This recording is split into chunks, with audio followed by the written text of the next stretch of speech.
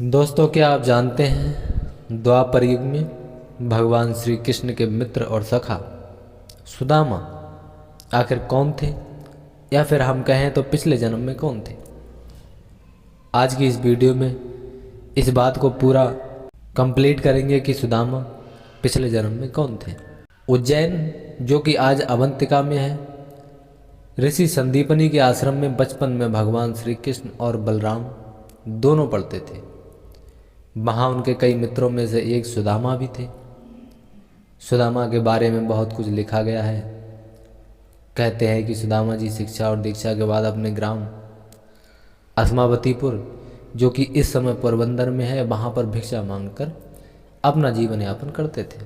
सुदामा एक गरीब ब्राह्मण थे और वह शादी के बाद अपनी पत्नी सुशीला और बच्चों को बताते रहते थे कि श्री कृष्ण मेरे द्वारका के राजा हैं और वो मेरे मित्र हैं, जो बहुत ही उदार और परोपकारी हैं।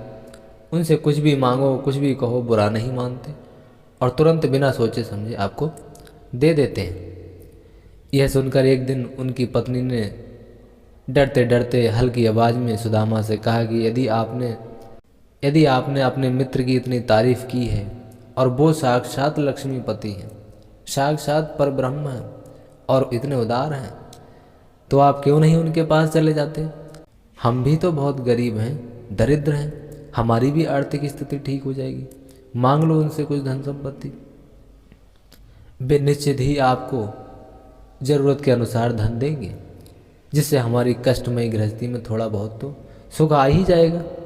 सुदामा संकोच बस पहले तो बहुत मना कर रहे थे कि नहीं, मैं नहीं जाऊंगा कृष्ण के पास, वरना मेरा मित्र समझेगा, मेरा दोस्त समझेगा कि ये मेरे पास मांगने के लिए आया है, मेरे पास कुछ लालच से आया है।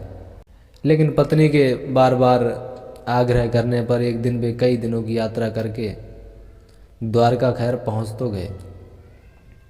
द्वारका में द्वारपाल ने उन्हें रोक लिया, क्योंकि उनका हाल बहुत बुरा था।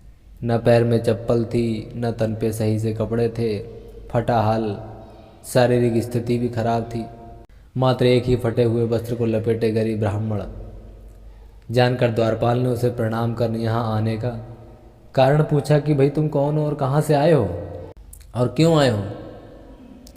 जब सुदामा ने द्वारपाल को बताया कि मैं श्री कृष्ण को मित्र हूँ, तो द्वारपाल को बड़ा आश्चर्य हुआ कि श्री कृष्ण, जो कि यहाँ के राजा हैं द्वारका के और जिनके पास बहुत धन संपत्ति है, पूरे विश्व पर उनका राज है, और उनका ये मित्र कैसे हो सकता है। फिर भी उसने नियम के अनुसार सुदामा जी को वहीं रुकने के लिए कहा और खुद श्री कृष्ण के महल में गया और श्री कृष्ण से कहा कि हे प्रभु, फटे हाल, दीन और दुर्बल ब्राह्मण आपसे एक मिलना चाहता है, जो आपको कहता है कि मैं श्री कृष्ण का मित्र हूँ। प्रभु, क्या ये बात सच है? और अपना नाम सुदामा बताता है। द्वारपाल के मुंह से ये सुदामा नाम सुनकर प्रभु जैसे कि तैसे जहाँ बैठे थे अपनी सुध बुध खोकर बिना चप्पल पहले नंगे पैर ही सुदामा की तरफ दौड़ पड़े। उन्होंने सुदामा को देखते ही अपने हृदय से लगा लिया और प्रभु की आंखों से आंसू निकल पड़े। वे सुदामा को आदरपूर्वक अपने महल में ले गए और महल में ले जाकर उन्हें सुंदर से आसन पर बैठाया और रुक्मणी संग उनके पैर भी धुले। स्वयं भगवान कृष्ण सुदामा के पैर धुल रहे हैं। कहते हैं कि प्रभु को उनके चरण धोने के जल की आवश्यकता ही नहीं पड़ी। उनकी दीनता और दुर्बलता देखकर उनकी आंखों से आंसुओं की धार ही बहने लगी। जब श्री कृष्ण सुदामा के पैर धुल रहे थे आंसुओं से, उनकी दरिद्रता देखकर, इसकी एक पिछली कहानी भी है, यहाँ पर हम आपको लिए चलते हैं रामायण में। जब रामायण में भगवान राम नदी पार कर रहे थे, तो उस समय जो केवट थे, केवट ने उनके पैर धुले थे श्री राम के, और उसने उन पैरों को बड़े खूब सही से पानी से बढ़िया से धुला था और उन्हें नाव पार कराई थी। पर श्री राम ने कहा था कि केवट, तुम्हें नाव पार कराने का हम क्या दें, बताओ। तो केवट ने कहा कि नहीं प्रभु, आज आप आए हैं मेरे द्वार तो मुझे कुछ नहीं चाहिए, लेकिन जब मैं आपके द्वार आऊं तो मुझे भवसागर से पार कर देना, यानी कि इस जीवन रूपी भवसागर से पार कर देना। कहते हैं कि उसी बात को लेकर यहाँ पर भगवान राम का तो अवतार हुआ कृष्ण के रूप में, क्योंकि वह भगवान विष्णु हैं, और केवट का अवतार हुआ था सुदामा के रूप में। और पहले केवट ने राम के पैर धुए थे और उसके बदले में यहाँ पर श्री कृष्ण ने सुदामा के पैर धुले हैं, क्योंकि श्री कृष्ण ही राम है और केवट ही सुदामा है। तो सुदामा को स्नान और भोजन आदि के बाद अब लिए चलते हैं अपनी वही कहानी पर। सुदामा कृष्ण के घर पहुंच चुके हैं, पैर धुल रहे हैं। स्नान भोजन आदि के बाद सुदामा को पलंग पर बैठाकर श्री कृष्ण उनकी चरण सेवा करने लगे और गुरुकुल में बिताए दिनों की बातें करने लगे। बातों ही बातों में यह प्रसंग भी आया कि किस तरह दोनों मित्र वन में संविधा लेने गए थे और रास्ते में मूसलाधार वर्षा होने लगी। तो दोनों मित्रों एक वृक्ष पर चढ़कर बैठ गए। सुदामा के पास एक पोटली में दोनों के खाने के लिए गुरु माता के दिए कुछ चने थे, किंतु वृक्ष पर सुदामा अकेले ही चने खाने लगे। चने खाने की आवाज़ सुनकर श्री कृष्ण ने पूछा कि सुदामा क्या खा रहे हो। सुदामा ने ये सोचकर झूठ बोल दिया कि कुछ चने कृष्ण को भी देने पड़ेंगे। उन्होंने कहा, कुछ खा नहीं रहा हूँ, ये तो ठंड के मारे मेरे दांत कड़कड़ा रहे हैं।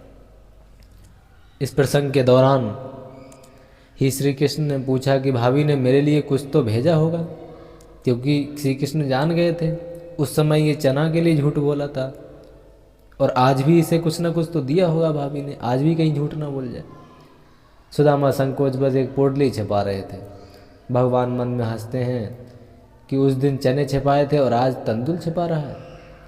पर भगवान ने सोचा कि जो मुझे कुछ नहीं देता मैं भी उससे कुछ नहीं देता, लेकिन मेरा भक्त है तो अब इससे छीनना ही पड़ेगा।